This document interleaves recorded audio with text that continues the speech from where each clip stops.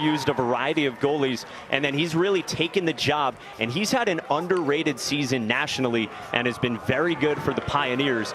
Other end for Loyola, they've got the senior Sam Schaefer, who a month ago against Army, he got yanked. And then he didn't start on his senior day, but since he's gone back in there for Charlie Toomey, he's been lights out.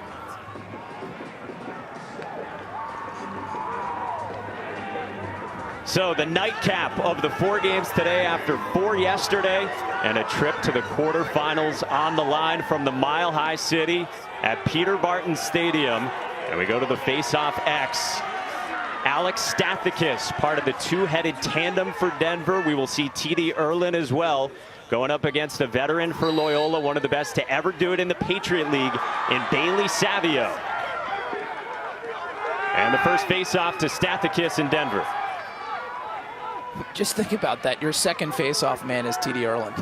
You know, and they've done a nice job all season kind of moving them in and out, and it used to be a rotation of you take 2, I take 2. Now they're starting to feel, and Coach Tierney said, we're gonna read the game. You know, if they win a couple, they may keep going and build that momentum. So Denver has an advantage there just about against anyone in the country. Yeah, it's been a pretty even split between them in the 8 games so far since TD Erlin arrived, part of the Yale contingent out here west for this Denver squad, which is coming off a loss in the Big East championship game against Georgetown last Saturday, 10-9. They led that game by 2 going to the 4th quarter. And after what we saw from Georgetown yesterday, a win against Georgetown earlier in the year and a couple of 1-goal losses, looks pretty good for this Denver team at the 7th seed. And that sequence right there for Denver is what they are. Incredibly slick, incredibly well skilled, at times almost too patient. But if your slide packages are not buttoned up, they will make you pay. Cam Wires is hounding Jackson Morrill at X. Wires, the #1 cover man defensively for this Loyola group that has dealt with injuries on the close defense. Shot clock winding down. Morrill can't get to it, and it's a turnover at the tail end of the shot clock. Got to look at Bill Tierney, 12th year head coach, 37th overall as a head coach, and the record 7 national championships has this team in the NCAA tournament again.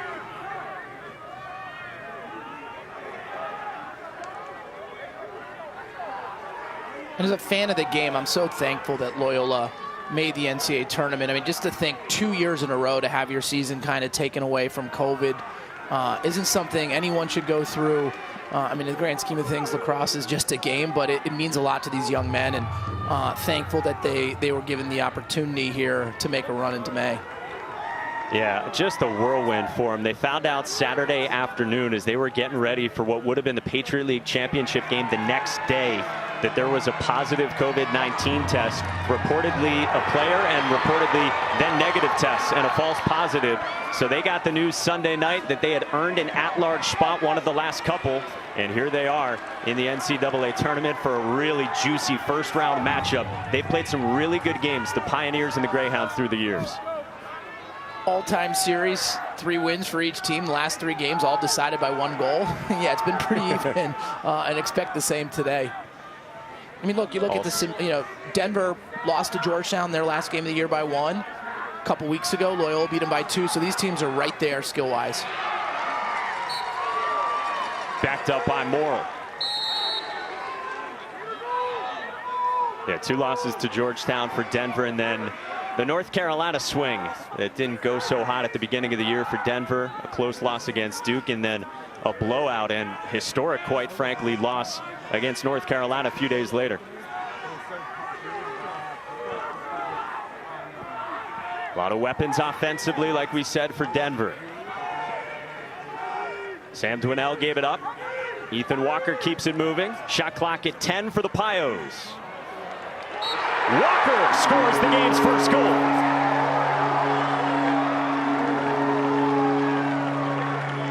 We said that Denver was slick off ball. I meant it right here. Ethan Walker, kind of the unforgotten attackman in college lacrosse. I mean, he is an elite, all-time great player. He's so slick off ball. He's so skilled. Coach Tierney really said if there was a poster of Denver lacrosse, he'd want Ethan Walker on that poster as the focal point. He loves him as a player, but more importantly says he's an amazing young man and leader, and just happy to see him competing at a high level. And that's a big-time goal there to get Denver on the scoreboard. Told us he came back for his 5th year because he just wanted to put on that Pios jersey one more time for one more year and try to make a run. So Walker scores. He has been lighting up the record books throughout his career. But then Bailey Savio comes back with a big face-off win for Loyola. And Matt, as we look at this Loyola offense, they will mix things up in terms of personnel. Yeah, and they're not, focused on just one player being that person. They can attack you from the midfield and from the attack position. Again, not a ton of great Dodgers, very skilled players, and they run great offense, and particularly team offense that Coach Van Arsdale, their offensive coordinator, loves to put onto the field. Yeah, a guy I know you know pretty well from your time at Virginia, and he's done a good job with this Loyola group dealing with injuries throughout the years. That one's whistled wide by Evan James. And he's been a guy who's filled into that third attack spot, started the year at the midfield. They've dealt with the injuries to Joey Kamish, who's out for the year. First, it was a broken foot, and most recently, a torn meniscus that ended Kamish's season. Here's Kevin Lindley, one of the seniors, along with Aiden Olmstead, and it was knocked away. Lindley got it back. Dan Wigley, one of the midfielders. And it's backed up by Denver. Thompson laid out for it. And a nice job from Thompson, recognizing the shot was going wide and sprinting towards the end line. Oftentimes in lacrosse, the attackman at X is running up the field because they think they may be getting a pass. And when that happens and the goalie can get momentum going quicker, they oftentimes will win that race to the end line. They turned the pipe right around the corner and got there.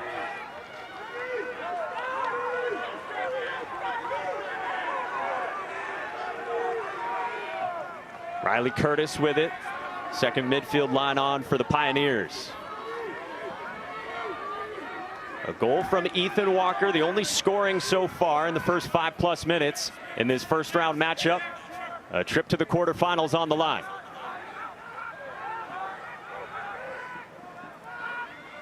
Here's Walker. Oh, taken away. Very good shorties on this Loyola team, and that's Peyton Razanka. Loyola's dangerous in transition, and they got Olmstead a look, but he couldn't fire it cleanly on cage. Usually if you get the ball to Aiden Olmstead in that position, it's ended up in the back of the net. It looked like it got a little whippy, caught at the top shooting string, and he pulled it to the near side. He's 19 in the green, first team All-Patriot League. Said this week he's coming back for a 5th year next year as well, just like Kevin Lindley. That's the case for a lot of the veterans on Charlie Toomey's team. Adam Patra. Olmstead. Good job by Jake Ettinger, one of the shorties for Denver.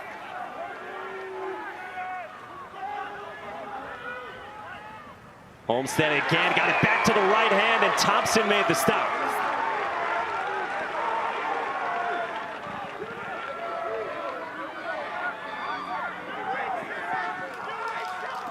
Morrill. Big collision around the screen with wires matched up on Jackson Morrill, the Yale transfer. He's come in with Lucas Kotler as well. Added a veteran presence to a very mature Denver team.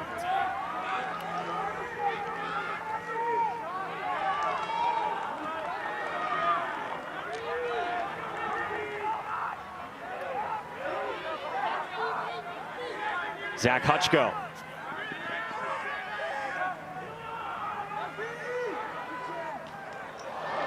That is fired high, backed up by Walker. If you had to choose one word to describe Denver's offense, it's patient. Sometimes too patient. They turn away a lot of, or they pass on a lot of really high quality shots because Coach Brown, their great offensive coordinator, is like, hey, the first one's not always the best one, but the shot clock I feel like has impacted them more than any other program based on the way they like to dictate pace of play on the offensive end. And then as far as their offense goes, Hannah's sort of the outlier, right, Matt, in what he can do relative to the others?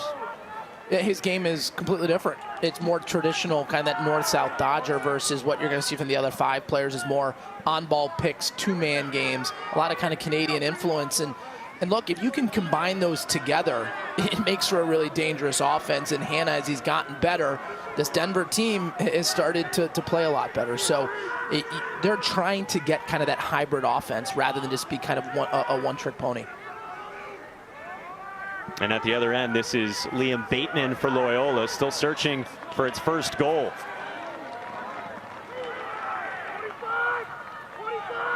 Colin Squires, 39 in white, top cover man for Denver on the close defense.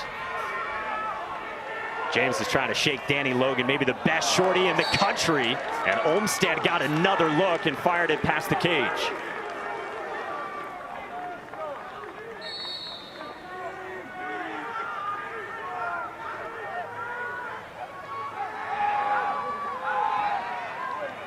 James backing down at the end of the shot clock. Now Dan Wigley, one of the veterans. That misses.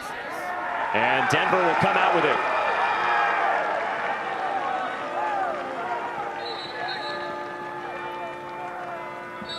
Get a look on that far sideline at the Denver players who are not active and not dressed. They have a 67-player roster.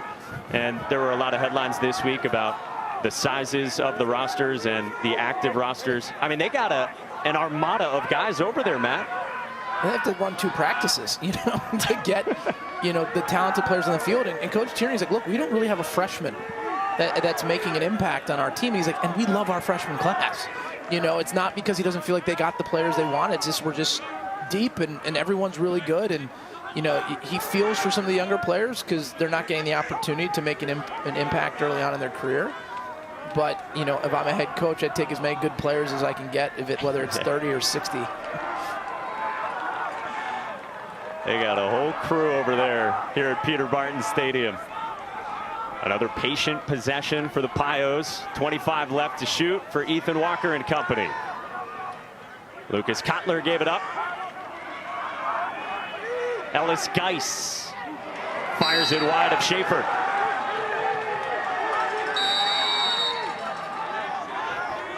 Combined 1 for 11 shooting so far from these 2 teams.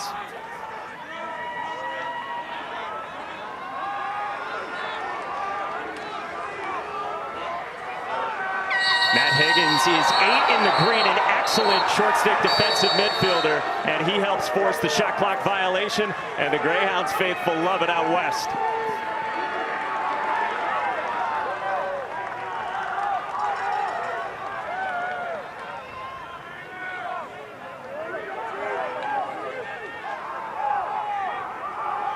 So far, both defenses seem to have the advantage on the one-on-one matchups. Big step down shot from the velocity stretch shooter for Loyola. That's Peter Swindell out of the midfield. And if that trend continues, Loyola's could be in trouble. They're a team that needs to create more one-on-one. I think Denver's a little bit more skilled, a little bit better off ball. Not that Loyola's not good at that, but Denver's elite. And so they're going to have to win some one-on-one matchups to generate high-quality shots. The guys you look to do that, Lindley, Olmstead, top of the list? Yeah, oh, absolutely. And again, like you look at their careers, right? I mean, they stormed onto the scene with Pat Spencer, one of the all-time great players. And you thought maybe they were a product of his greatness. Their points per game have basically not changed at all.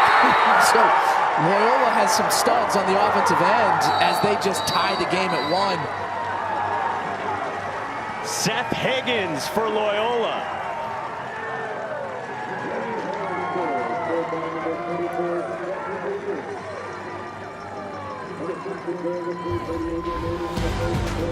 Right here, it's the scrap on the ground ball that Higgins picks it up, surveys the field. Denver is slow to go, and he just absolutely pipes the far corner. High to low. Finished their film, they had finished dinner, everyone was winding down, and the whole team gets a message. Come on down to the ballroom, wear your masks, and sit 3 to a table. And that's when they got the news that they were withdrawing from the next day's Patriot League championship game.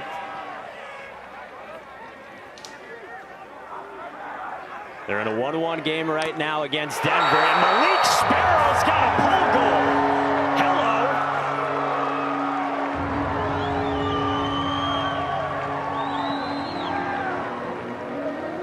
Sparrow wasn't particularly patient on the offensive end. In transition here off the face-off. Just too much time and room, and again, just absolutely unloads. It is tough as a goalkeeper to match that long stick as a shooter. Completely different release point than your traditional offensive players, is particularly when it's top corner 100 miles an hour. Good luck. Sophomore LSM who is from Aurora, Colorado, and off the violation, it's a win for TD Erlin, and Denver controls. So we've seen the last few from Erlin after Alex Stathakis out of the gates for Denver at the dot.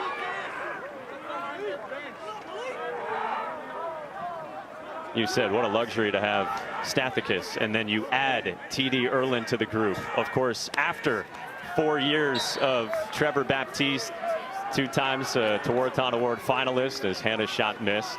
And then you had Brett Bowes in between, and he was at 59% for a year before Stathakis arrived. Look, if I'm a coach, I'm recruiting a face-off player in every class. The fact that you have the track record of basically recruiting the 2 greatest ever, not even consecutive, getting Erlin there and having Baptiste. I mean, for people who aren't familiar with the game of lacrosse, TD Erlin's the all-time leader in that position. So to get him is phenomenal. Coach Tierney, he asked his players about it. Like, how do you feel about it? Like, Stathakis, is this going to be an issue? And they said, Coach, we just want to win.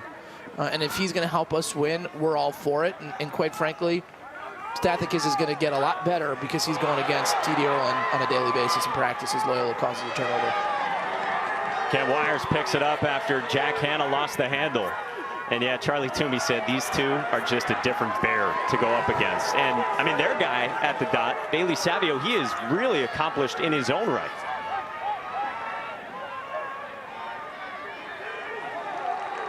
Loyola completes the clear, down by the 1-goal margin here late first.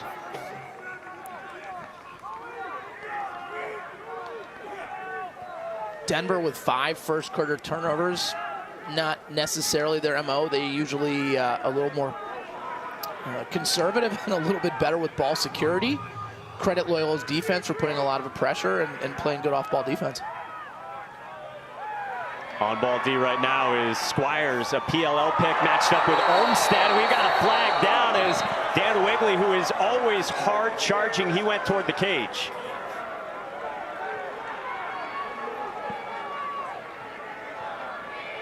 Looks like a legal body check in the call.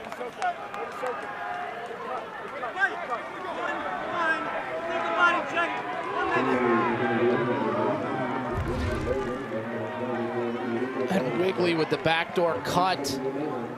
Clearly a push. Could have been a push in the back. Loyola, fortunately, they called an illegal body check. That's a minute versus 30 seconds. Attacking the cage with reckless abandon. Wigley generates the man-up opportunity for Loyola. And a man-up group that Bill Tierney said to us was one of his big concerns in going up against the Greyhounds. Coach Van Arsdale does a great job with flow on the offensive end. The play never dies. It always rolls into some other set. And that is so important for a man-up opportunity. Lindley's shot got blocked on its way to Thompson, who covers up. Trouble clearing, though. Oh, it's kept in along the sideline just barely by Adam Hangland. And picked up by James. Still 10 left on the EMO. Got a skip pass here.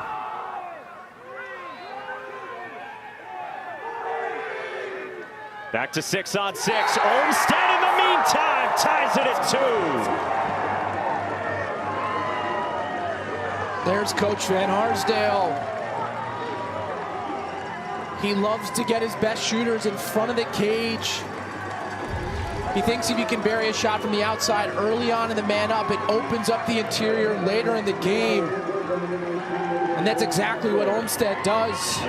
Number 19. The left-handed player with his 27th goal of the season. Ties this game at 2. There he is. Mark Van Arsdale, a guy you played for. I mean, he could roll out a man-up unit pretty much with all his Tewaaraton Award winners, included yourself. And one of the smartest lacrosse minds that obviously I've ever, interacted with. He's also one of the smartest people I've ever interacted with. When we would have our training and our 2-mile run at the beginning of the season, he kept the average for the team in his head for 30-plus players, which is just, he was like, it's simple. And it's like, everyone's like, yeah, if you have a calculator. Schaefer makes a big stop there on Denver's unsettled opportunity right at the end. And we close down the first quarter with the mathematician brilliance of Mark Van Arsdale. Well, we thought it would be a good one, and it has not disappointed so far. Big championship weekend. You can't boil it down to just one thing, but why do you think we have seen that? As it's been a different mix of teams with the Loyola breakthrough in 2012 and Denver, of course, in 15. I think it has to do just with overall talent. There's a lot more youth in the game as Loyola buries one to get their first lead of the game. But again, you're finding players later in the recruiting that are coming from your non-traditional hotbeds that ultimately end up being phenomenal talent. And you can win at other programs, right? It used to be, hey, there was 4 or 5 jobs that you'd want as a head coach. Now there's amazing coaches all over college lacrosse, and it's led to a lot more diversity in terms of the teams that are winning. And right here, Loyola, just off the face-off, tic-tac-toe passing. They do a nice job. And Kevin Lindley puts his 39th in the back of the cage. That's 2 goals really off transition for Loyola. And again, for them not being able to win the one-on-one matchups yet, that's going to be key because it's the way they're going to break through and penetrate this Denver defense. Something that Bill Tierney, like any coach that goes up against Loyola, said is going to be a big factor for the Greyhounds. And how about Bailey Savio's start to the second quarter as well, going up against T.D. Erlin there? If Loyola can keep it within 5% with his 55-45 at the faceoff X, they got to consider that a win, and they will be in this contest to the bitter end. Big swing for Loyola right at the end of that first quarter, too. Schaefer made a stop. They come out, they get the quick goal, and they add on another with Evan James, and Loyola's up a deuce.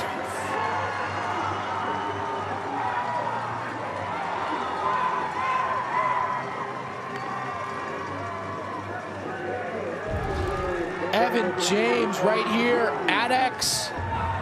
Matched up against the short stick, the quick explosive step to the inside, falling to the ground and changes levels. He's fallen low and he buries it high. Loyola on a bit of a run here, starting to feel it. 2 goals within 40 seconds for Loyola.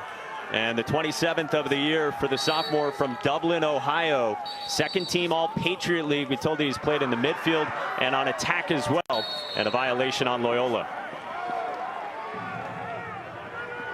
It's a pretty good senior season there in high school. 85 and 35. But it's translated. And again, it's one of those things you can find players all over the country. I mean, Dublin, Ohio, that's a good program. But again, the skill level that you're just seeing all over is allowing these teams to compete against your traditional powerhouses. Well, it's another turnover here for Denver in the 6-on-6. 7th one for the Pioneers.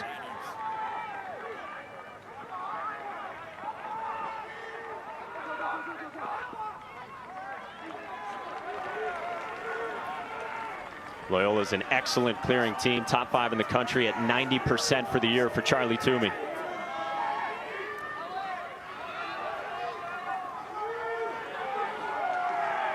This is a Denver team. It's so uncharacteristic of them to have this many turnovers with just kind of lazy, sloppy play. That is usually the strength of their offensive unit.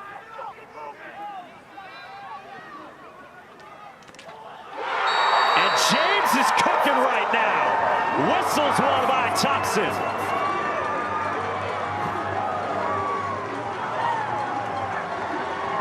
Evan James being guarded by a short stick. That will change. Making an impact here. Sets his dodge up beautifully, steps up the field. Rips it to the far corner. Kyle Smith, number 21. For Denver, no shot. A 5-2 lead for Loyola and a Denver timeout. Face dodge to get to the interior, and then the second one just strategically set up to get his right hand free. Loyola in the first quarter, 2 of 11 shooting. This quarter, 3 for 3. They've scored on their last 4 shots. Feeling it. You saw the 2 goals in 75 seconds for James himself, a 3-goal margin. Stathakis was scrapping for that, and his teammates help him out, and Denver's got possession, trailing by 3 early second quarter. For Loyola defensively, Charlie Toomey loves his short stick defensive midfielders in Matt Higgins, 8 in the green, and then Peyton Razanka, 34, who we saw in action earlier. He loves those two on a group that's dealt with injury. Kyle LeBlanc is out for him with a sprained knee, though he is on the mend.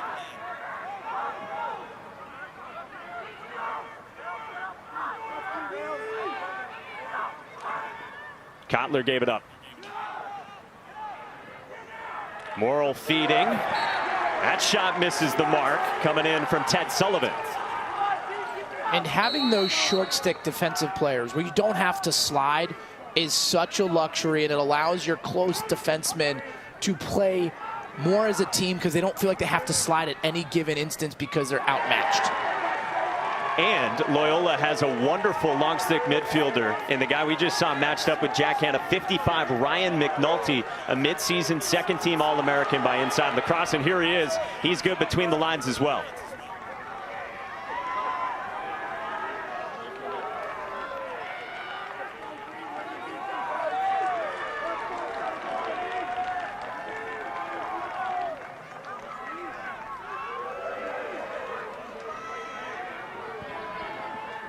Last Friday, Loyola had taken down Army in the semifinals, 11-10 in Bethlehem, Pennsylvania.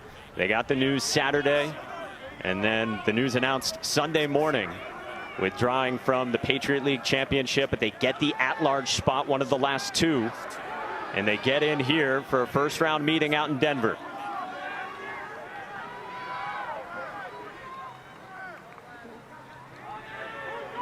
Jack Decker, 25 in green, working up top with Seth Higgins. Shot clock winding down. Sparrows all over Kevin Lindley.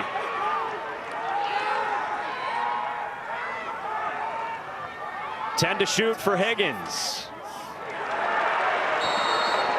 Good defense from Denver. Great defense, extending out, applying pressure on Loyola, not giving them an opportunity to run any real set where they feel comfortable.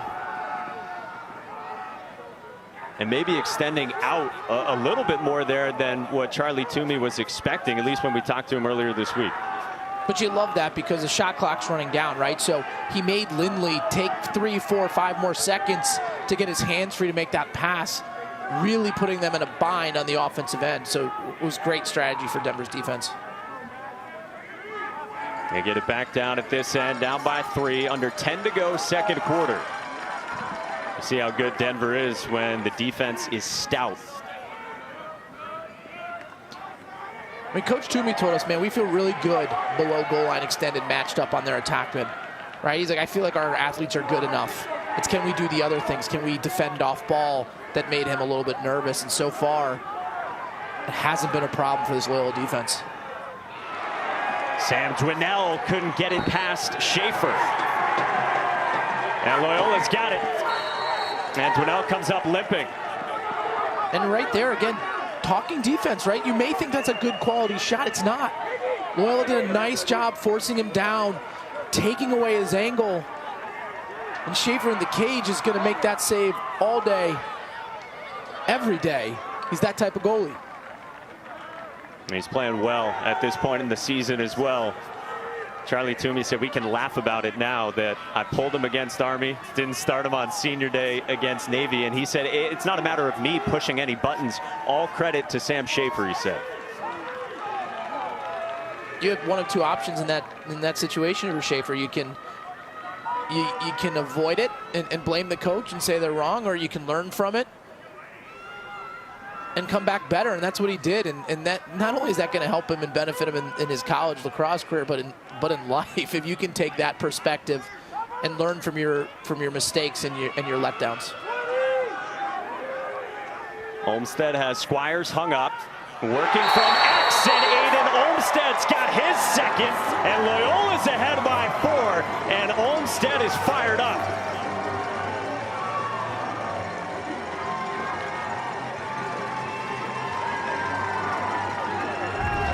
Olmsted has Squires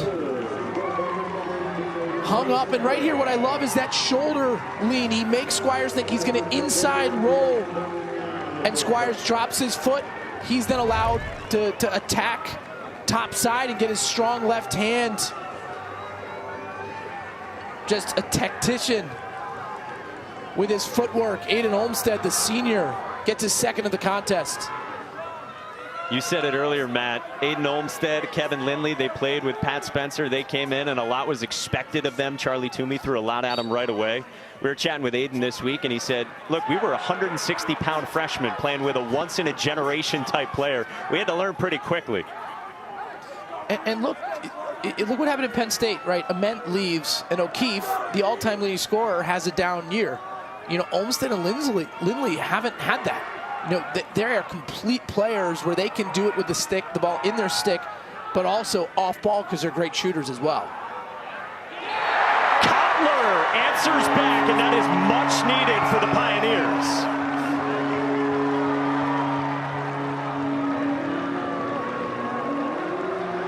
And really the first opportunity in the 6-on-6 for Denver since that opening goal by Walker. Kotler, the hard plant. The great stick protection. He tucks it low right there, gets close, uncontested. Patient finish to the top portion of the cage. A huge goal for Denver. They were on the ropes. Kotler, one of the 3 Yale transfers on this Denver roster, with Jackson Morrill, who's had a great season for the Pioneers, and the midseason arrival that we talked about of T.D. Erlin, who's at the dot right now.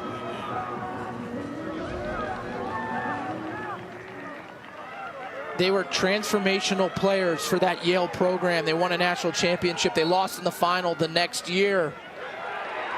And they've taken their talents to Denver. Erlin had it initially, and then Loyola whisks it away, and then they overthrow Schaefer. And we'll get a timeout here with 7:28 to go in the second quarter.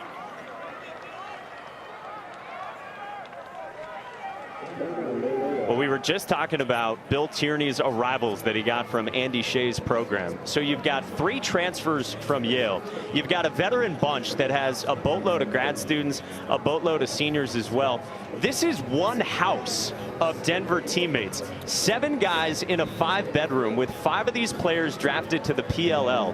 We were talking with Ethan Walker this week, 57 in white for the Pioneers. He said he's living in the downstairs kitchen. And he's putting his clothes in the cabinets because he doesn't even have a dresser down in the kitchen, which is his bedroom, but he wanted to give all the Yale guys a bedroom. Right, I mean, it's the lacrosse version of TikTok's Hype House, right? Right here in Denver. You know, but it's cool. You know, you remember those things fondly. They're all great friends.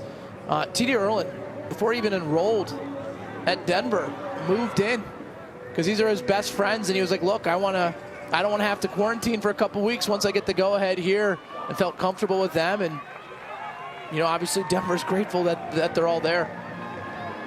Doesn't sound like the most pleasant and maybe the most high-end house that they've got there, but it works for them. They've been posted to college, on right? Come on. Yeah. It sounds like any senior year off-campus house, and it served this group well. Like we said, a veteran team sitting at 12-4 overall, went 9-1 in the Big East in the regular season. I will put my house up sophomore year, Charlottesville, against any house for college living in all the wrong reasons. So the fact that it's still standing is shocking. Does it pass health codes locally in Charlottesville? I wouldn't think so, but it's still there. Still being rented. Jack Hanna coming out of the timeout, misses. Morrill backs it up. T.D. Erlin and Jackson Morrill are sharing one of the bedrooms. Ethan Walker said that room is 80% beds. Not a lot of space otherwise.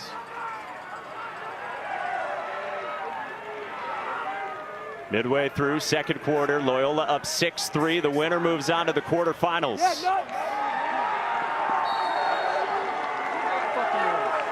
And Loyola's got it off another Denver turnover. Ryan McNulty with a time check on Hanna, causing the turnover. This is a long, rangy Loyola defense. Charlie Toomey felt good about that matchup, knowing how good Jack Hanna is, but he knows he's got a star himself in his long stick midi, Ryan McNulty. Adam Patra, 45 in green for Loyola. Maybe the most like some of the Denver midfielders, like a Hanna. Patra, a Canadian for the Hounds.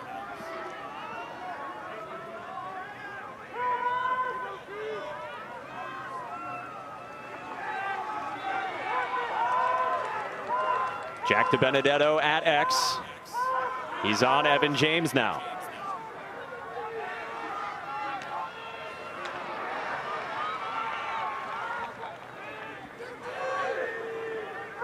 .15 to shoot for Loyola.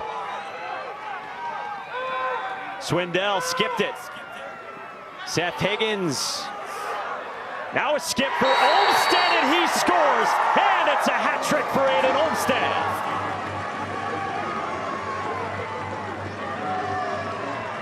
That is beauty in motion right there for the Greyhound offense. You take 72 seconds of the shot clock to stretch the Denver defense out. When you do that, passing lanes open up, defensive player sticks come down. And that's where you see that window. It's like the seas parting in Olmstead. That's his third of the contest. I love that last angle. You see what the hard work of the initial offense opens up. It makes your life so much easier as a passer. And the great vision to find Olmstead. How about Colin Squires, too, at the end of that? He was trying to take a bullet. He went somersaulting into the fray, but Olmstead got it by him.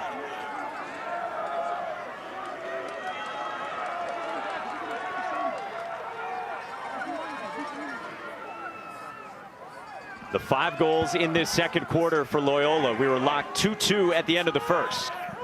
And their last shot of the first quarter was a goal as well. So they had scored on 6 straight shots until that one right there. Dan Wigley was inverted there for Loyola. And here comes Denver the other way, trailing by 4.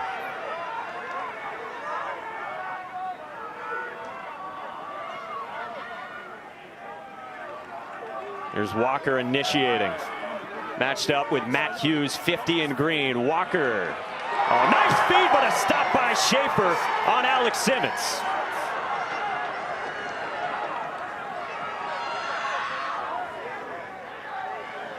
How about that pass from Walker, though, to Simmons?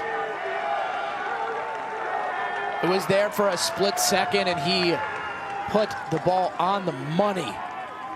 Schaefer with a big save on Simmons, but they're going to need Denver's offense needs to do more of that. That's their MO, off ball, 2-man games.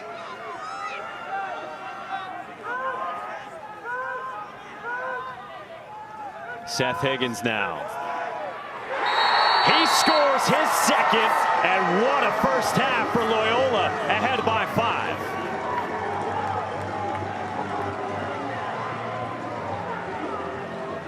They are taking advantage of this opportunity. They thought their season was over. And right here, Higgins with that little stick fake on Ettinger. Getting to his left hand. It's the subtle things, that stick fake. Up the field, creating more angle. Changing planes, shooting for the net in the air. Loyola putting it all together here in the second quarter. And whether it's first line or second line midfielders, Charlie Toomey felt like they're getting a lot more production than they had been. Flag down off the face-off violation. And that's huge for teams that want to win a national championship. It's oftentimes they run that second midfield to kill clock, to give their starters a breather, right? But the great teams use it as an opportunity to throw a curveball and get different personnel and to give the defense a different look to make their life more challenging. And Loyola absolutely takes that approach. That second midfield is dangerous. Man up for 30 seconds, a time served technical foul when you get 3 or more violations at the face-off dot and a half. Good look for Denver to start the EMO.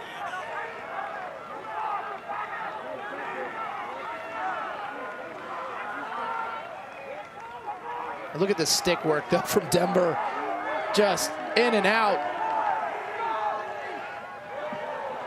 Extra pass, and Denver scores. It's Lucas Kotler again, and that was a thing of beauty. That is what man up should look like. We talked about Denver. Most of their players, incredibly skilled off-ball type players. Just tic-tac-toe passing. Skip lanes open up. Kotler, great angle here. 5-hole. Schaefer has no chance. Not even because Kotler's shot was anything like out of this world great. It was because their ball movement was so quick. He could not get his feet set, and Kotler did a nice job of getting it out of his stick quickly, which effectively means placement's irrelevant. If you can get it in and out and the goalie is moving, they have no chance to stop the ball, no matter where you put it. Kotler capitalized with a man-up goal, and off the scrum, Loyola's got it, as Savio was back in there after Eric Pacheco got some run. He was serving that 30-second technical foul, and then Savio against Stathakis.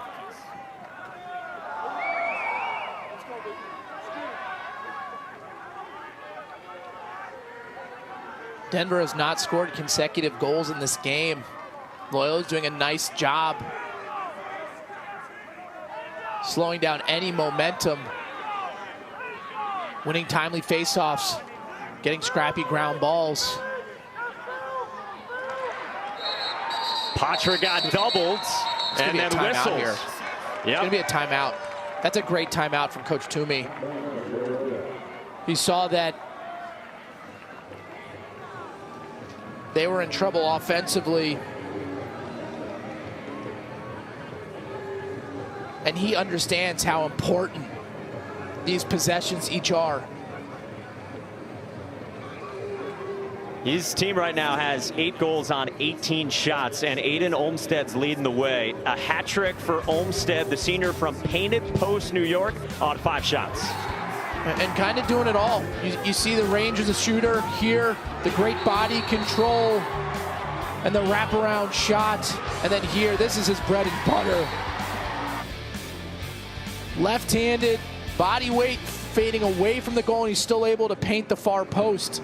Right, when I'm talking and working with young kids and helping them shoot, it's typically tell them, hey, the ball's going where your body is pointing, right? If you step towards the cage, that's where it's going to go. Aiden Olmsted fading towards the sideline and can still get enough power and blow it past the goalkeeper to the far post. On the money nonetheless. Yeah, for Aiden Olmsted, the hat trick. He was telling us this week that in his house, we're talking all houses here, off-campus living at the college level. He was on the first floor with a bunch of his teammates watching the selection show. He had other guys upstairs. They saw it first downstairs, and he was the one who sprinted up and told his teammates, guys, we made it as an at-large qualifier.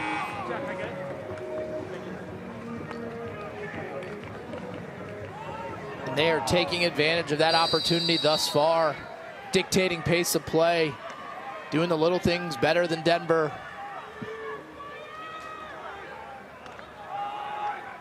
Off the well-used timeout. 20 plus to shoot here for Loyola, leading by 4. This is Lindley. That misses the mark, and Olmsted backs it up with 18 left.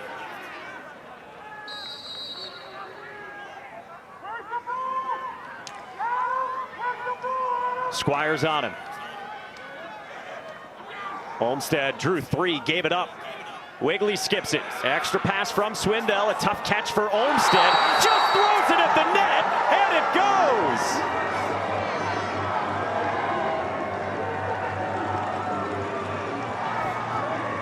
It's a knuckle puck from Olmsted. That was great offense.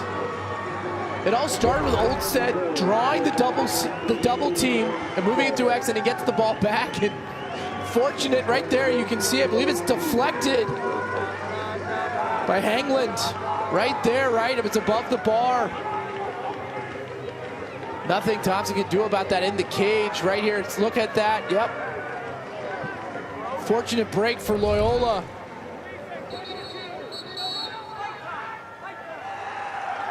You saw the flag come down at the end of it after goal number 4 for Aiden Olmsted, and Bill Tierney wants a timeout.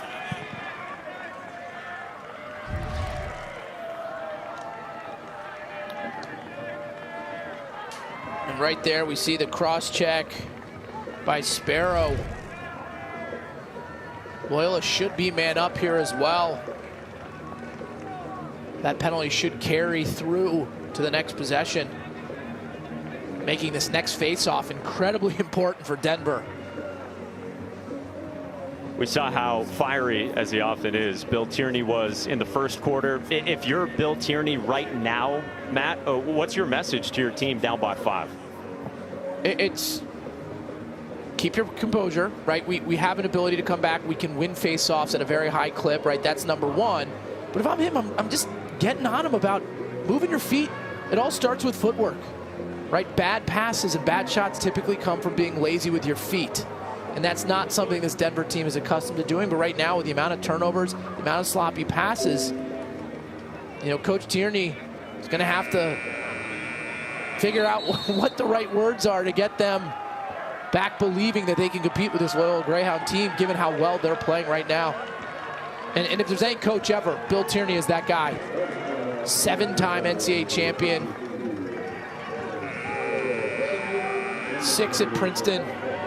The 1 here in Denver, which is just remarkable given, you know, no teams had really ever won out west. And he has built an absolute powerhouse. They did miss the NCAA tournament in 19, last time there was one. First time that had been the case under Bill Tierney. And on the all-important face-off, 2 flags come flying in after the violation.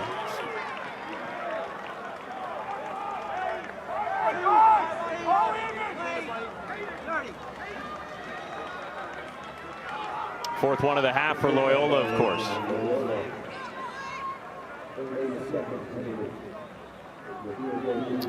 In college lacrosse, once you have 3 violations in the first half, there is a flag thrown. It will reset in the second half, but Savio, who's doing okay, you know, he probably has to jump a little early given the competition he's going against for Denver. So he's pressing a little bit, and that's just a bad mistake there for him as Denver's able to avoid being man down. So we go 5-on-5 for 30 seconds. Sam Schaefer in between the pipes for Loyola.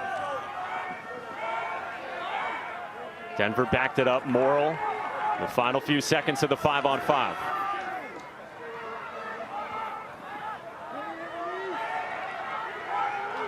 Now Denver man down. A double comes from McNulty.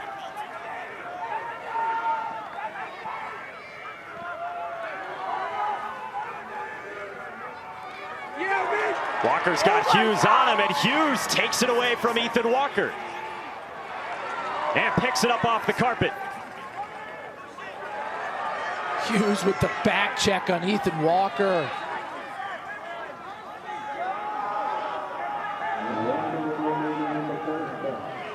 McNulty made a nice catch in transition. We're back to 6-on-6. Final minute of this first half. And if you're Loyola, and if I know Coach Van Arsdale, they will not give Denver an opportunity for another offensive possession. He loves in these scenarios to find the short stick matchup, take it to X, and really sit there until they come and apply pressure to you. We know if he can compute all of you and your teammates' 2 mile times back in Charlottesville, he can handle this math.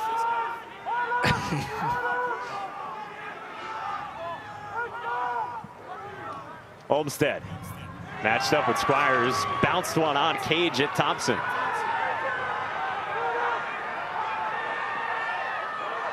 Kyle Smith in the final 10 seconds here of the second quarter. One of the shorties for Denver gives it up. And Schaefer makes the stop on Danny Logan at the end. Matt, that is a heck of a second quarter for Loyola, outscoring Denver 7-2 in those 15 minutes. They shot the ball much better than they did in the first quarter. First quarter, 2 for 11.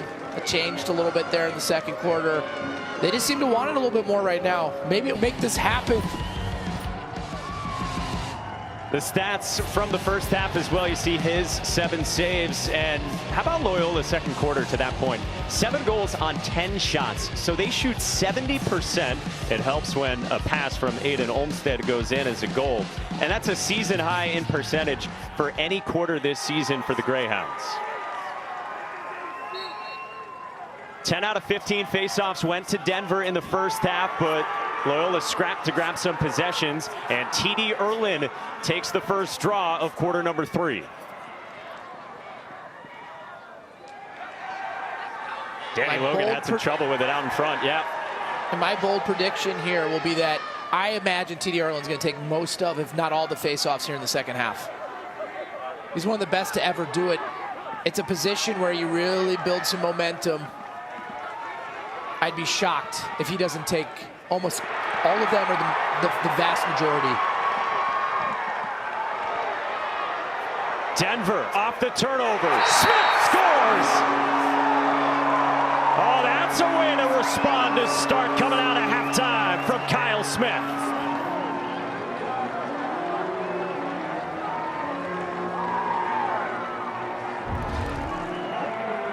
Denver creates the turnover in the ride. They find Smith. Loyola's going to let him shoot. He's a D-midi. You'd rather him shoot it than Aiden Olmstead. Or excuse me, than Ethan Walker on the low left there. And Kyle Smith gets the big first goal of the second half. I can already feel the energy from the Denver sideline more than anything they had in the first half. And then my big bold prediction. Undone immediately. I was willing to gloss over it, but Alex Stathakis wins possession, so maybe we'll see some more of him too here in quarter number 3 after goal number 4 from Kyle Smith, graduate student shorty from New Canaan, Connecticut. They call him Tuna, and he comes through in a big spot to trim this to 4.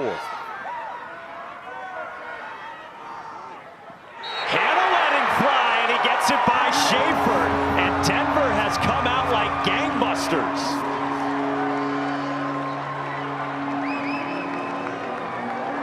Now this isn't a fast break goal for Hannah, but it's still an unsettled situation coming off the faceoff.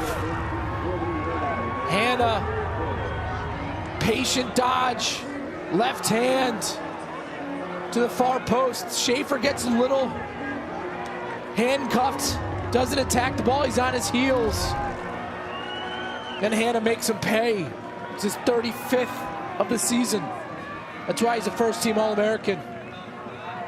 If you were with us at halftime, you heard an Inside Lacrosse first-team All-American with a season in which he has surpassed how many goals he had combined in his first 3 years. That's improvement. That plays for the senior from Milford, Ohio, outside of Cincinnati. And the violation goes on Stathakis in Denver.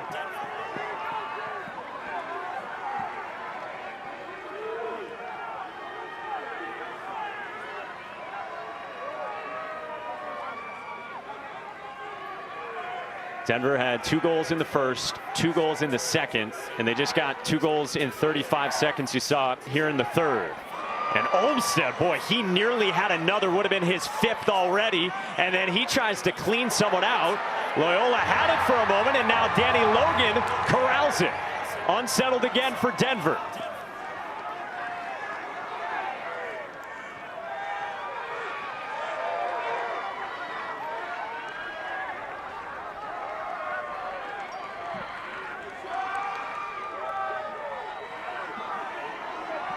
Wires is on Jackson Morrill, darting to X. Hutchko just came in out of the box.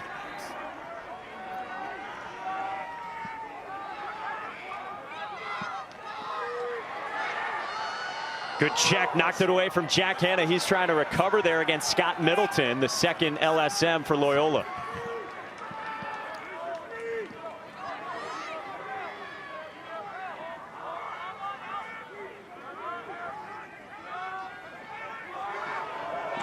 Slide comes to Hanna.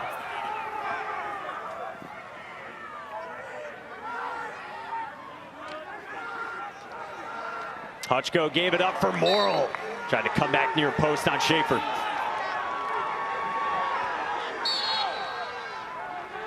Morrill doing a nice job setting up on the far back post to gain an advantage and just missed. A bouncer by Schaefer.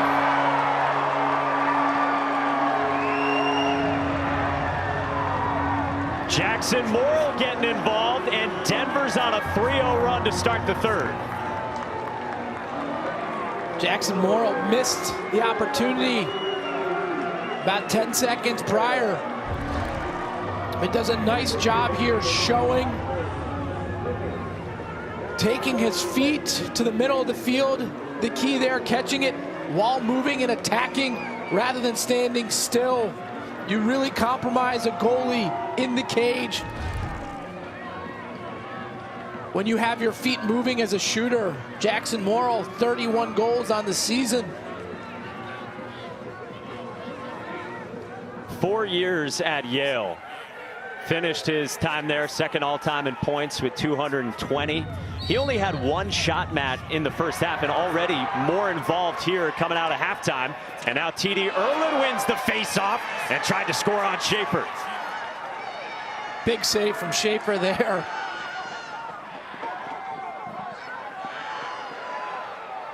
McNulty.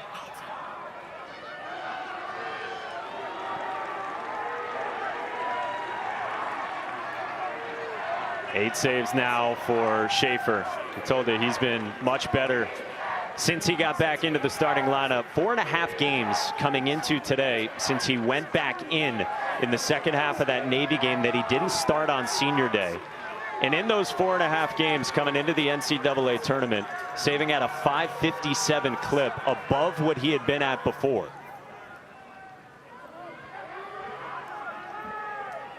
James got off to a fast start in the first half for Loyola.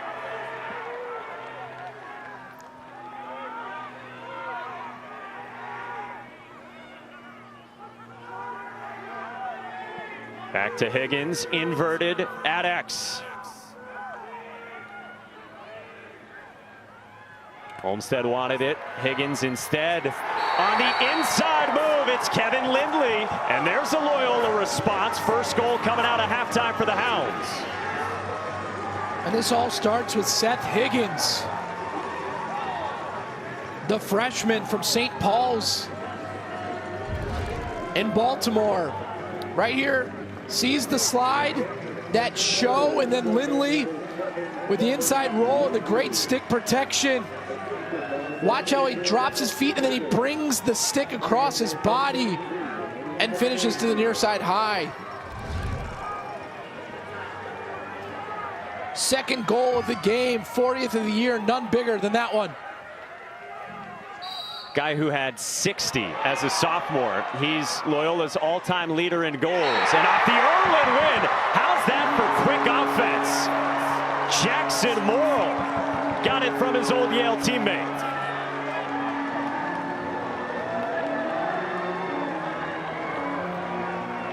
This is why I like Erlin in the second half. He is a pinch and pop forward, and he can create transition.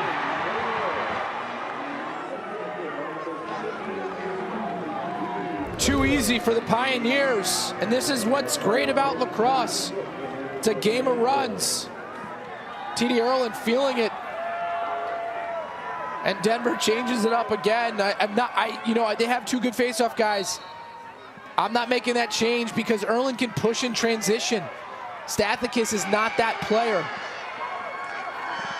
And so Stathakis is now 6 out of 11. TD Erlin is 8 out of 10. And Bill Tierney did say to us, he saw everything and how it played out the first few games as Denver takes it away from Evan James. And he tried to alter his thinking there. We've got a flag down now, and Colin Squires is in disbelief.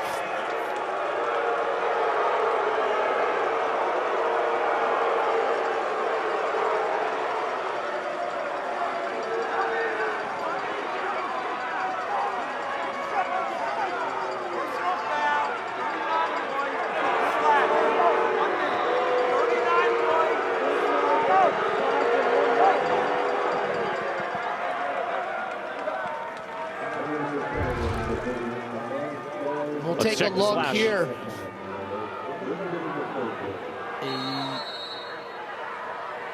It's going to be that last one, I think, right on his leg.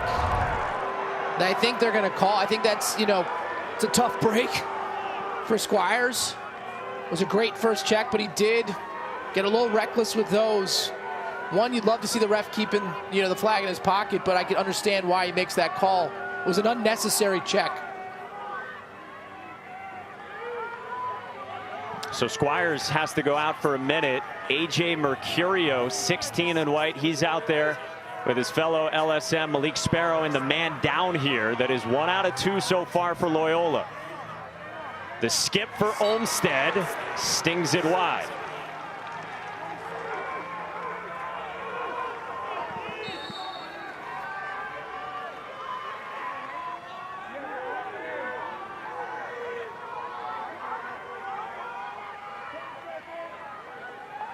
You got Lindley in the middle. He gets it. His bouncer is wide. Thompson couldn't beat Adam Patra.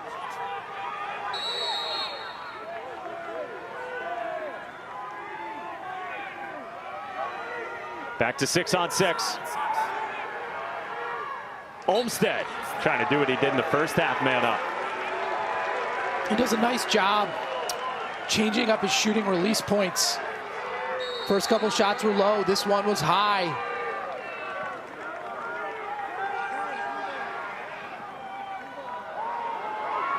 Yeah, we saw the full gamut of goals from him in the first half. He's got 4 goals on 10 shots for Loyola, which turns it over here, and Kyle Smith scoops it up for the Pioneers, down by 2.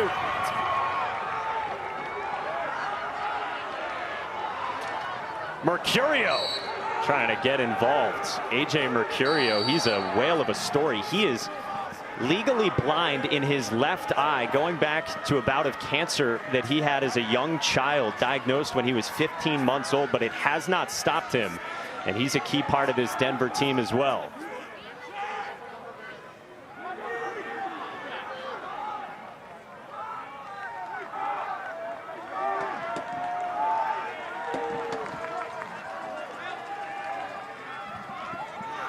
Kotler.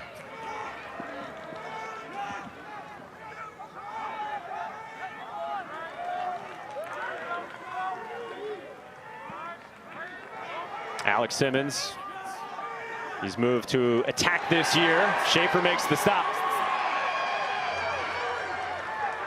And Schaefer does a nice job there baiting Simmons to the top portion of the cage. He dropped his stick low.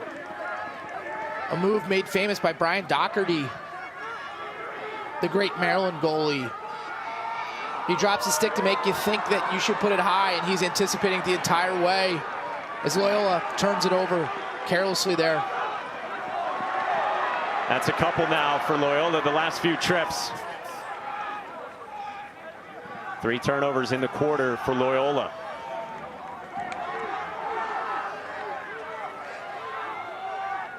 Hannah out of the box.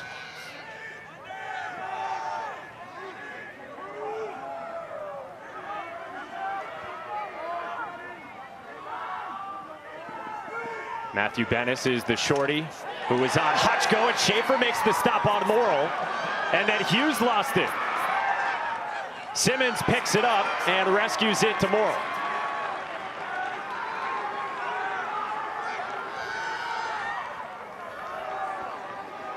And these prolonged offensive sets for Denver will tire down this Loyola defense and make their life a little bit easier in the fourth quarter. If you weren't with us earlier, we told you they've dealt with injury on the close defense throughout the year. Kyle LeBlanc with a knee injury right now.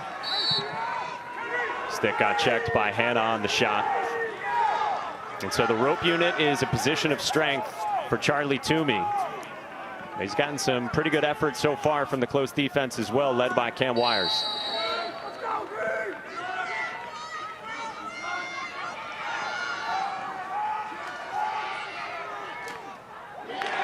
Schaefer makes the stop. Low to low there from Alex Simmons.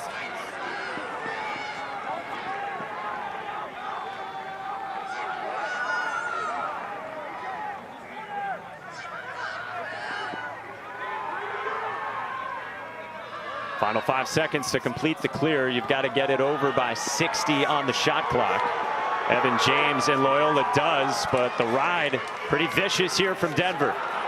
What a play by James to split the double team and maintain this critical possession. Matt, what's got to happen here offensively after a couple of turnovers for the Greyhounds? I think you have to take a deep breath. I think you run some dummy offense. You spin it around through perimeter a couple times. But I go back to the well of whoever has the short stick matchup, right? So and that's exactly what they're doing. 24, Seth Higgins has been impactful when he's matched up against the short stick, drawing the slides. It's the right idea. Another turnover. Yep. It's the right idea from Higgins there. Just the execution was poor, but you draw the Denver slides, you move it to the opposite side behind the cage, and then you're giving your best players the opportunity to feed and find the shooters in front of the cage. And then Jack Hanna just stood up Seth Higgins and gets it down at this end for Denver.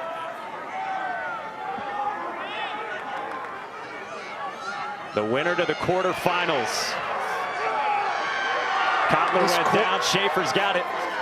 This quarter, though, pretty much the polar opposite to the second, right? Denver had a bunch of turnovers. Loyola, 5 turnovers thus far. It's too many. The only way you can allow comebacks is to have reckless and careless mistakes, and Loyola's had a few too many here in the third quarter. Loyola had 3 turnovers the entire first half. They've got 5 this quarter. And again, the winner gets second-seeded Duke, which took down High Point again earlier today in one of the first 3 games on day 2 of the opening round of the NCAA men's lacrosse tournament.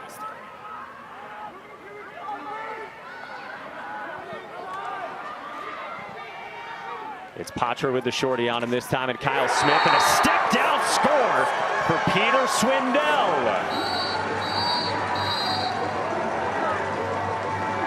Peter Swindell, the graduate student, does a nice job finding space, fading away from the Denver defense. Right, you can see he found space. High to low is the key. It's too hard for goalies to save when you have the stick protection in the shoulders. Championship game. A tough break for both teams, right? You know, Maryland, the question is, you know, they haven't played a ton of tough opponents, but they look pretty darn good today. And then Notre Dame, who was a team I thought was playing at the highest level, didn't play as sharp yesterday. You know, they had 1 goal in the second half. So if you're going to do the eye test, I would have said Notre Dame prior to the tournament. Maryland looked a little bit better, so that's going to be a fun one to watch for sure. You said earlier, Jared Bernhardt, for your money right now, Tewaaraton Award favorite in your eyes? I think so. You know, he's just so, I mean, he's the best athlete, and he's become so skilled as a lacrosse player. He can just do some things that others can't. And you know, Sowers, We got all sorts of collisions, and on 2 occasions, A.J. Mercurio took the brunt of it from Loyola with a flag down. So what's... Number 8, 18, cross check, 1 minute. On Matt Higgins. Let's take a look here.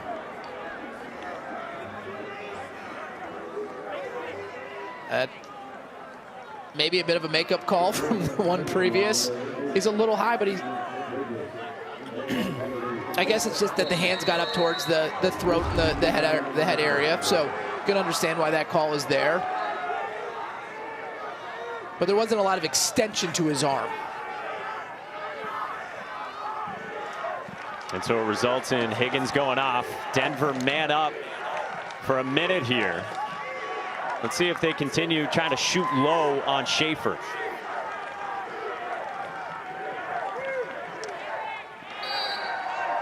Instead, changing low to high there from Hannah. Look for Denver to spin the ball here real quick, in and out of sticks. They're starting in a circle set. They'll carry and fill. They'll then crash to the crease, which should either open up passing lanes or outside shots.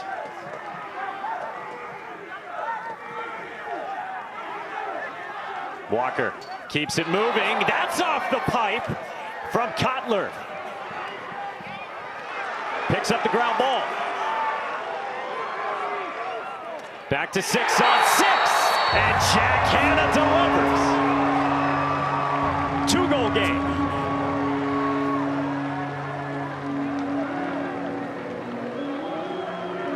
Great things happen on the lacrosse field when you pick up ground balls and move the ball quickly. They get it to X, and Hannah with the low to high pings the corner. Denver's bench loves it.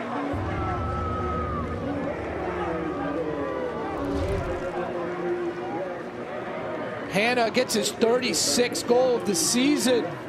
Denver inching its way closer and closer.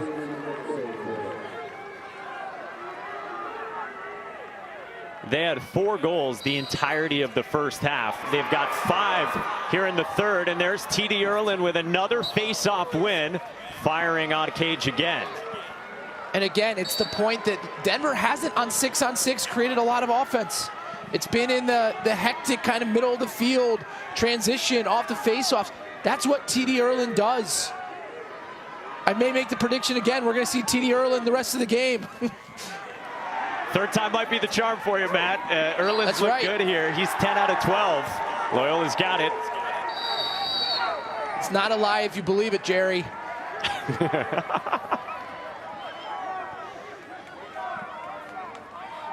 Again, it had been an even split. Out there. Yeah, everyone's nodding back at home. Anish had an Elaine Bennis reference yesterday, too. We're running the gamut here. Stathakis and Erlin, the 8 games since T.D. Erlin's arrival. Again, this is how even it had been, and then the percentages as well.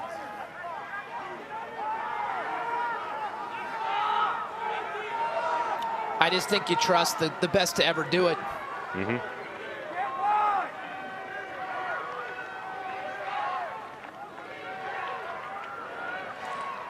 Potter's got the shorty matchup with Smith. Now James behind as Jack DiBenedetto, a starter on the close defense, hung up.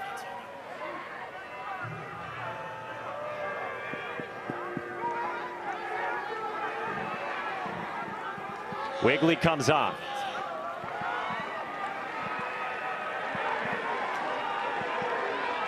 He's a guy that his teammates get fired up when he makes a play. Charlie Toomey was telling us he's trying to do it here. Finds Lindley. Final 5 seconds, and Swindell had it knocked down on its way toward Thompson.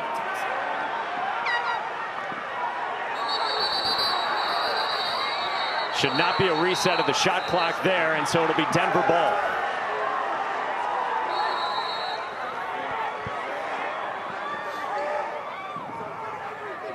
Denver thinking quickly again, and Jackson Moore has a hat trick, and he has made this a 1-goal game.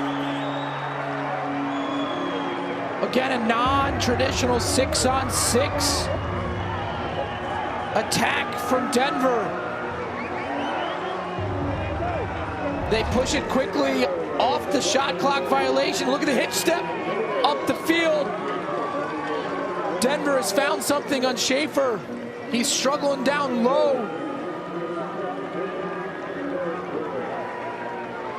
Jackson Morrill knowing exactly where he wanted to get on the field to create the best opportunity for his shot. Always be 2 plays ahead, and Jackson Morrill with the big-time goal. You get your wish here. T.D. Erlin, pinch and pop, wins another.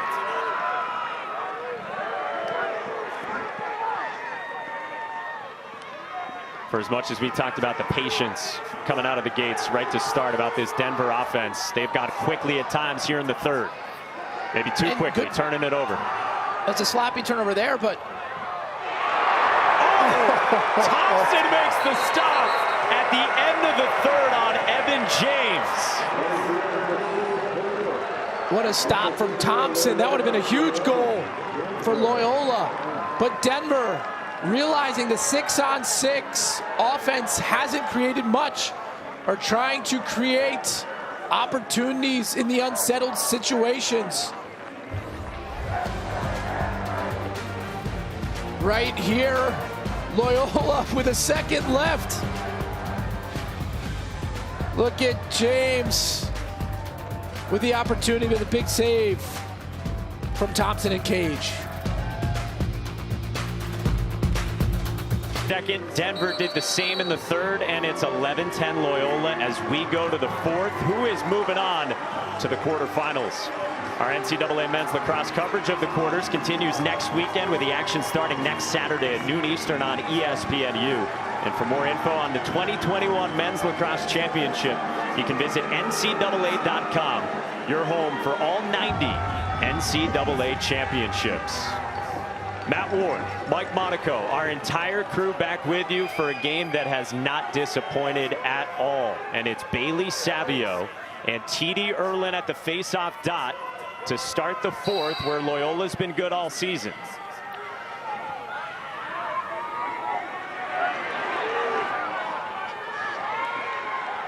Erlin wins another, and you think keep riding him. Absolutely. Stathakis is great. Erlin's a legend. Let him do what he does. And quite frankly, since they let him take the majority of the faceoffs in the third quarter, they basically doubled their shots, right? They had 18 in the first half, 17 in the third quarter because T.D. Erlin was make it, take it. Playing with his third team now. He's been to championship weekend already with Albany. He's been there with Yale. And now he's been here for the second half of the season with Denver. Taken away from the Pioneers. Hughes in a foot race with Walker. Nifty work to scoop it up. This is when Denver's dangerous.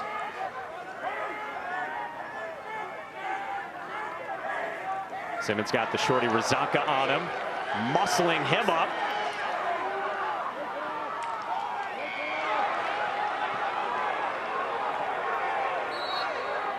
And along the sideline, it stays with Denver. The shot clock winding down, 10 to shoot for the Pioneers.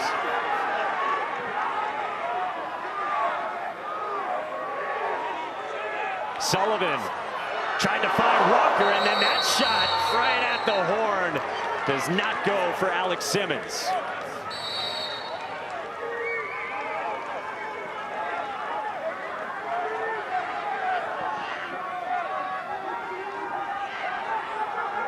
This Loyola team comes in on a 4-game winning streak. There are so many sliding door moments for them throughout the season. They got a big win against Georgetown. Kevin Warren and Charlie Toomey, they tried to keep that game as best they could on the schedule. And they were able to play the game because neither team needed to use it as a makeup for either a Big East or Patriot League game. Then the Patriot League tournament expanded, had quarters, so Loyola got another win there, even though they would have been in the semis if it was just 4 teams. So they stacked some good wins together, and here they are leading in the fourth against Denver by 1.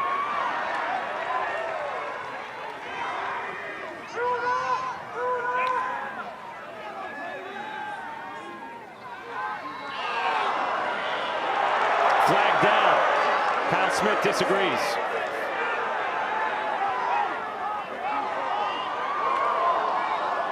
Another one. Both on Smith.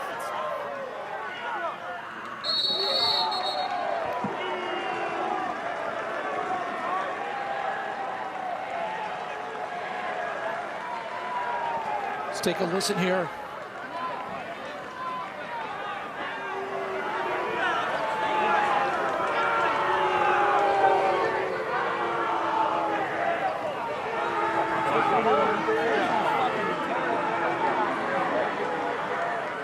We got to check our numbers again, I think.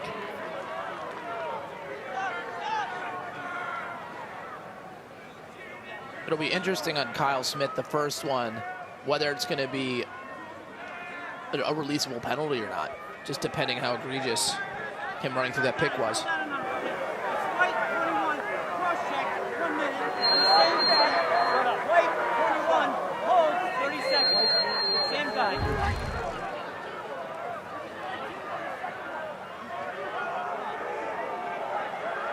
Good sell job by Olmstead there. And then right here, the hold.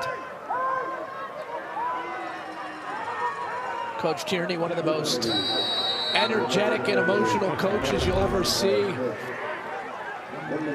Loves to work the officials throughout the course of the game.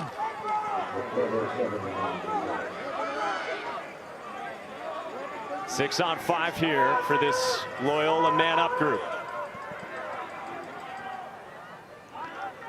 This is on the same player. I think it's going to be a longer penalty with a 6 on 5 rather than 2 men up. And off a skip, it's Swindell. Save made by Jack Thompson on the high to low. And Loyola can do better than that. That's too far out from a shot.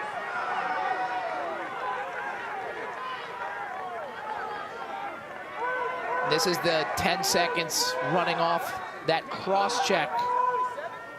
And the man up, and Loyola not really pressing the issue.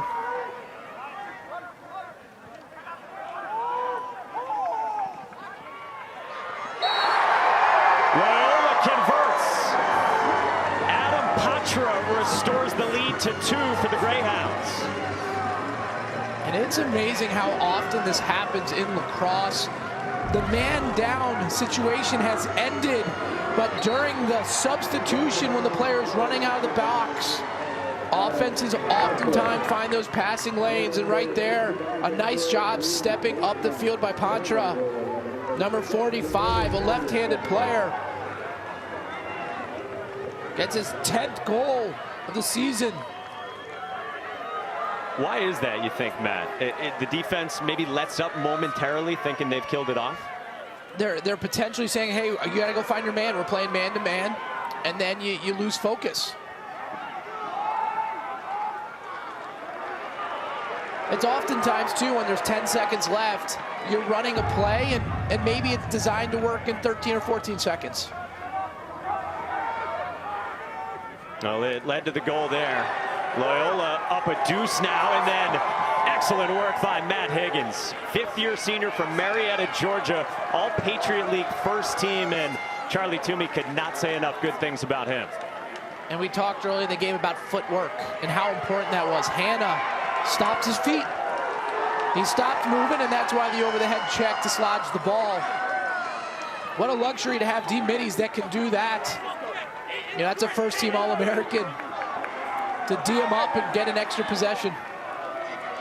Charlie Toomey said at times Higgins might be our 3rd best defenseman of any kind. Was thinking maybe if they needed to, they could throw him on an attackman.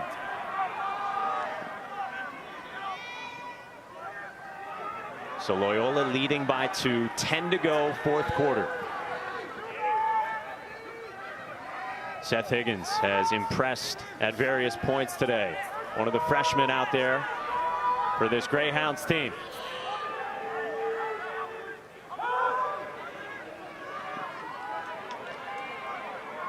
This is going to be a good time to get it to Higgins right here to attack against a short stick. Goal line extended. He was going on Logan. Now the pass to Patra, trying to score at the end of the shot clock. Loyola backs it up with 1 left to shoot. They'll flip that into the corner.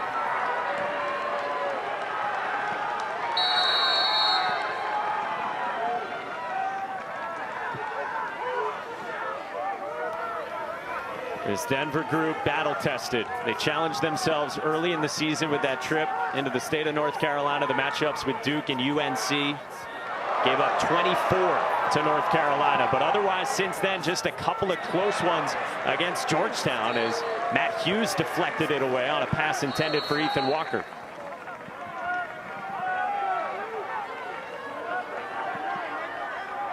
Just 1 point for Ethan Walker in this one. He's been quiet.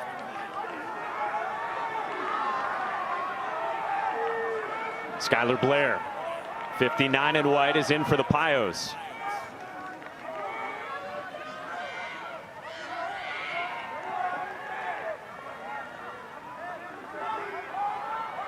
Kotler down the alley.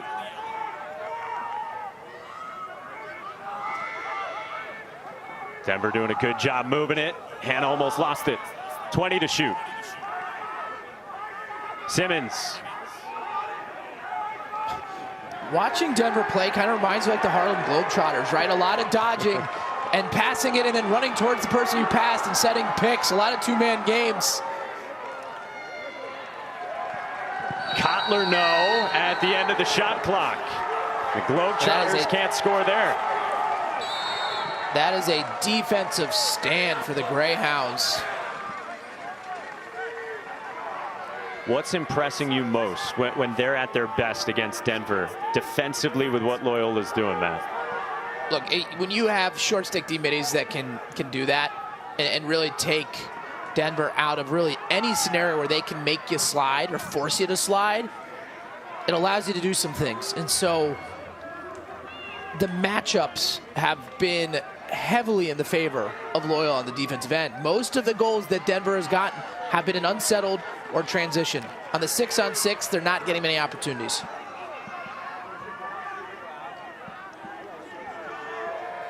Wigley takes the short stick Logan behind the cage.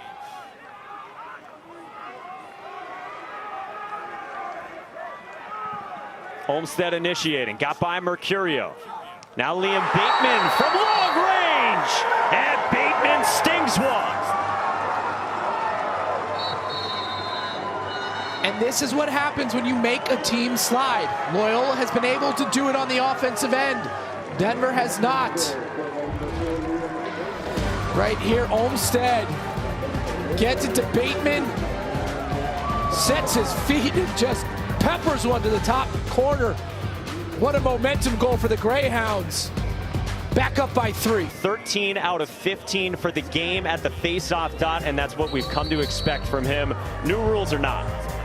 Right, and he was the difference maker in the third quarter for Denver. Got them back in this contest. He is going to have to be that impact player here in the fourth quarter. The beauty for Denver, if you're down 3, that's not the same as another team being down 3, because you're going to get possession after possession after possession.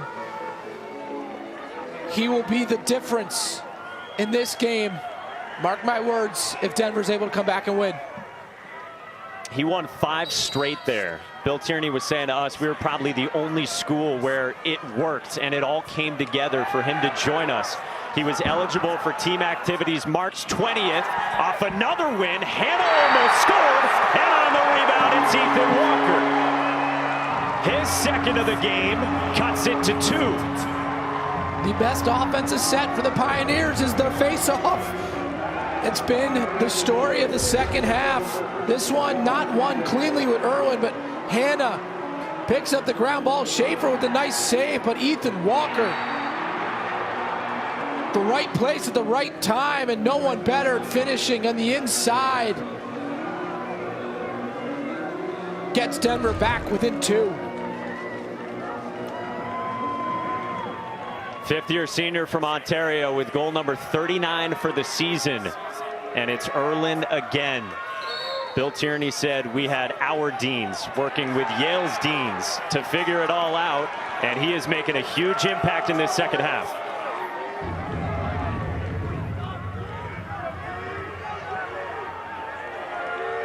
Seven straight for Denver at the dot.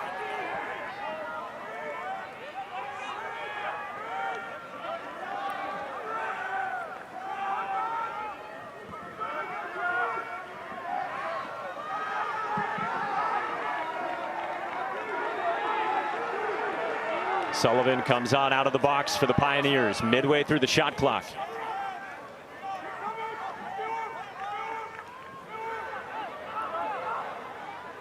Kotler backed up by Walker. Left-handed players tend to get their left better than I feel like righties get their right. Kotler does a nice job streaking the middle of the field, talking him left-handed. Ted Sullivan getting to the left side and then going across the body of Sam Schaefer to score. Denver does a nice job clearing that side of the field. So Sullivan is able to run, right? Look at him clear through here. Hanna taking the slide man away from Ted Sullivan right there. He's gone.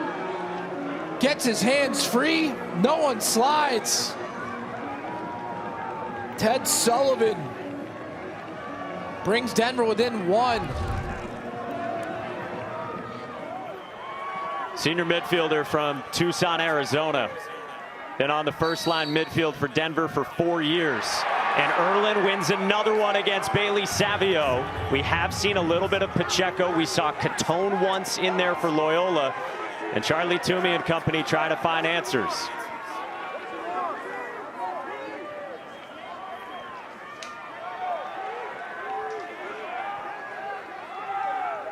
Eight straight face-off wins for Denver in the second half here.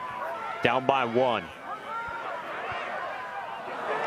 Oh, and Schaefer makes the stop there. Schaefer is going to have to be huge here in the fourth quarter, because I just can feel it right now that Denver's going to have the majority of the possession. Even if Loyola scores, Denver's getting the ball back. Knowing that, how do you have to approach when you do get offensive possessions if you're Loyola even up by one? You got to take the shot clock down as much as you can. You got to work it. Now, you don't want to do it at the expense of, flow and feel to the game. But you have to understand Denver has found something out. Now, again, here's a great set. This is what I like for Loyola. Matched up on the short stick. If I'm Higgins, I'm maybe a little more aggressive now. Once I get that next possession with the short stick, you got Higgins is going to be behind the cage here, I'd imagine. Flag is down, and the shot goes wide of Thompson. So a big flag there with the shot clock winding down, and cue Bill Tierney reaction. I believe that was, "Are you kidding me?"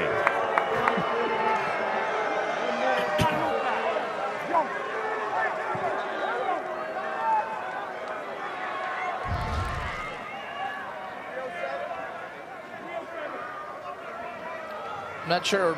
That's pretty obvious, right? Yep. It was right to the helmet. You make that call every single time. Adam Hanglin, the starting sophomore close defenseman from Centennial, Colorado, not far from here. 1 minute EMO for Loyola. A group man up that Bill Tierney was worried about coming into this one.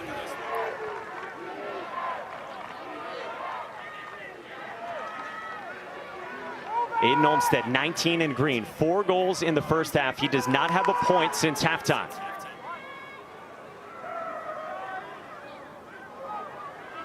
Olmstead passed it up. Sparrow came over on Lindley. Still have 15 seconds here in the man up your Loyola. Olmstead. There he is! Entering the chat in the second half, it's Aiden Olmstead. Right on cue. Now this is great man-up offense from Loyola. It's a minute penalty, right? And so Olmstead passes one up early, feeds to Lindley. Lindley then throws the skip pass. And guess what? Olmstead gets the ball right back. Now just with a little bit more time, a little bit more room. Off the screen. Couldn't draw it up any better, right? Loyola burns about 70 seconds on the offensive possession, draws the penalty. Uses about 50 seconds of the man up. Great clock management for Loyola.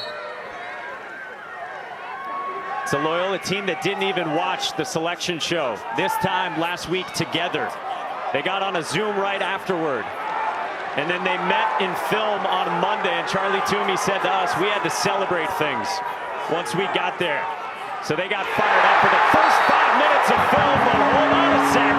Denver makes it a one-goal game again with Jack Hanna. With a flag down as well.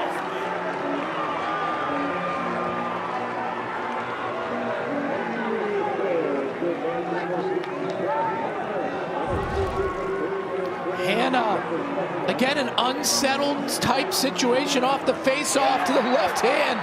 Far post, high hit. It's worth it. You're playing for the quarterfinals in the NCAA tournament. The first team American gets his hat trick, his 37th of the season.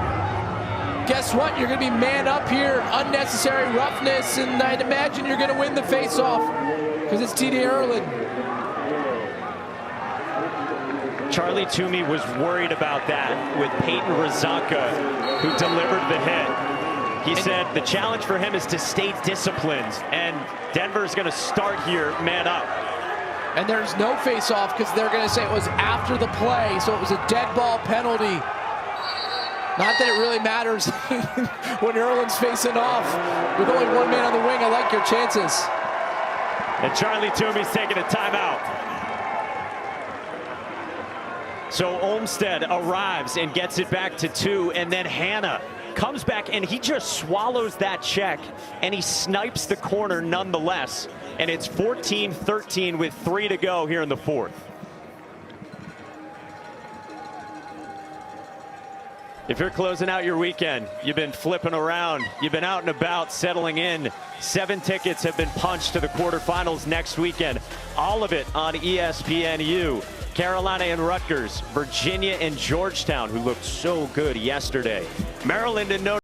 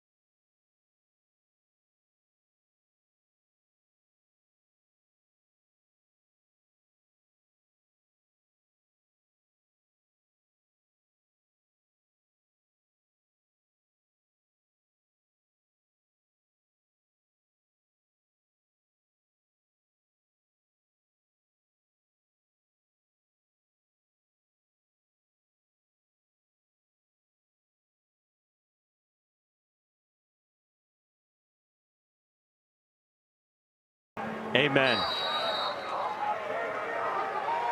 Dead ball foul you heard, and as Matt explained, so Denver man up for a minute, down a goal late fourth quarter. And who is moving on to the quarterfinals? Denver is 2 for 4 man up so far, and Walker tried to tie the game.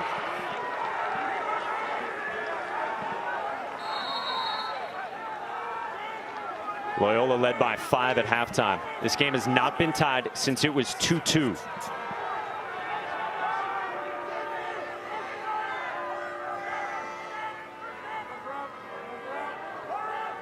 The 1 minute releasable in progress.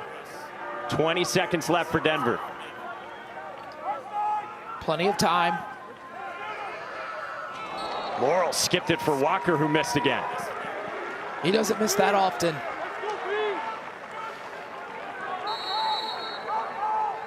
He's the all-time leader in points at Denver. He's got a couple of goals on 4 shots today.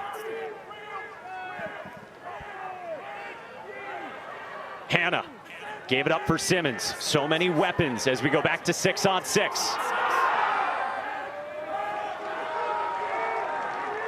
It's a good matchup for Denver here. Hannah, matchup against the short stick. And Hannah goes swimming on Higgins. Could not stuff it home, but there's a flag. And looked like in the goal mouth as well. We've got a hold call. Was it a hold or?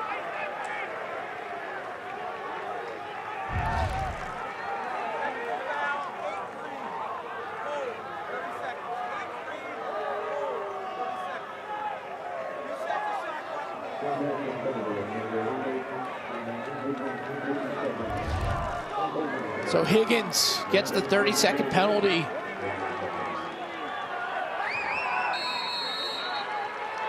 So man up again. They couldn't tie the game with the 1 minute EMO. Now 30 more seconds. Man up for Denver. You can only take so much of this Denver man up. Knocked up into the air off the Hannah shot, and Schaefer swallows it up. This is huge. The clear and the man down. Easier said than done. He's going to be matched up against a long stick here. Look out! Denver takes it away. There was 5 seconds separating game and shot clock there, and Denver's got it back. Down a goal coming up on the final minute.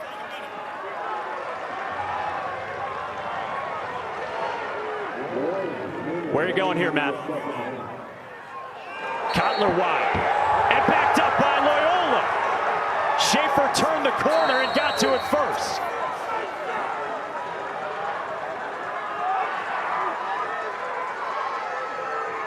Loyola, one of the better clearing teams in the country.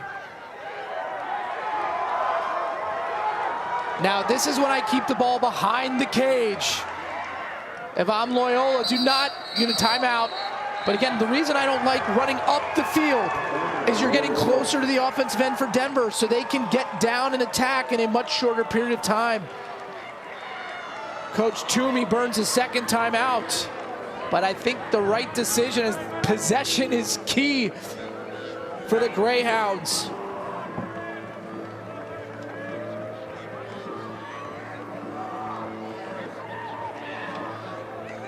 Two of the last 8 national champions, Loyola in 2012, Denver in 2015. A matchup then when the brackets came out last Sunday, this one jumped out for many reasons. They played so many good games, the half dozen times they've collided. Recent national champs, the question marks surrounding Loyola. And Matt Ward, this has been as advertised with a 1-goal game here. And Denver had multiple chances there, 90 seconds of man up to tie. Two teams pretty darn equal, right? And the game has been one of runs. Lots of energy, lots of great play, some sloppy play at times. But both teams giving it their all.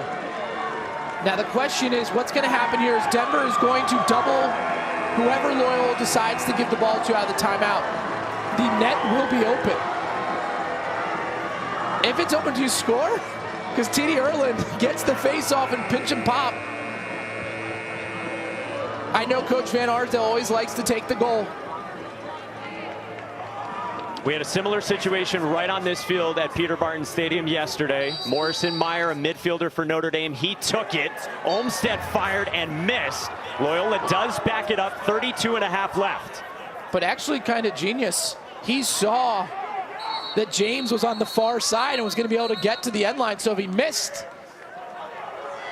they would have the backup. And speaking of the backup, no one was there for Denver on the shot at the other end. And when we were chatting with Charlie Toomey this week, he said to us, that's something that jumped out to him on film, that sometimes Denver did not have it there. They were letting it fly without someone back there. And it was going to be a matter of Sam Schaefer winning a foot race and turning around the edge there around his pipe and getting to it first. And that played out exactly as Charlie Toomey was expecting. Another look at the brackets. 7 teams already into the quarterfinals. Duke is looming after a win today by 6 against High Point, led by 8 from Tewaaraton Award finalist Michael Sowers.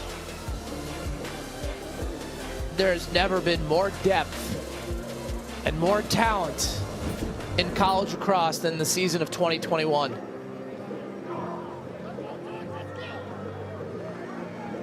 You've got a veteran Loyola team that, again, 2.5 weeks ago, they were 6-5 overall. They were 4-3 in the Patriot League, and they weren't ranked. And they weren't even really in the NCAA tournament discussion at that point. But they've won 4 in a row, starting with a win over Georgetown, who was 6th at the time, then Navy and Army in the Patriot League tournament that got extended to include quarterfinal rounds. That was the win against Navy last Tuesday. The semifinals against Army last Friday by a goal. And then Loyola, with a positive COVID test, had to withdraw from the Patriot League championship game last Sunday. But they got in as an at-large team into one of the last 2 spots. And they lead with 32.5 left and an instant double coming for Aiden Olmstead.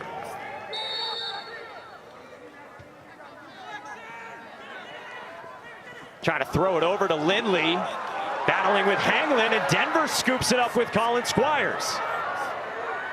Down a goal, 20 seconds left. Sparrow trying to corral it, and now Hannah. Knocked out along the sideline.